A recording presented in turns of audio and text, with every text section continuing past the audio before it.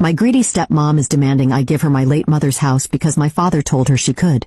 I, 31 years old, have a stepmother who my father married a year after my mother had passed away. I felt uncomfortable seeing my father fall in love with another woman so quickly. I never thought anything of it, until my father and I found out that my mother didn't leave my dad with anything on her will. Instead, all of her assets and her beach home was all under my name. My mother left me a letter and I ended up reading it and finding out things I wish I never knew. My mother, who was sick at that time, found out that my father was having an affair with another woman. She told me that she suspected it a long time ago, ever since they found out that my mother had cancer, and ever since then my father became distant. She told me that my father would constantly ask about her will, and how he would remind her that he will take care of the beach house when she passes away. My mother was heartbroken, and she spent her last few days of her life next to someone unfaithful. When I read the letter, I couldn't help but to break down crying inside my room. I wish I should have been there for my mother, and the more I cried, the more I felt anger and hatred for my father and my stepmom. When my father found out that he was left with nothing, he started flipping the tables and started screaming, asking why he wasn't left with anything. It was clear that my father only cared about my mother's assets,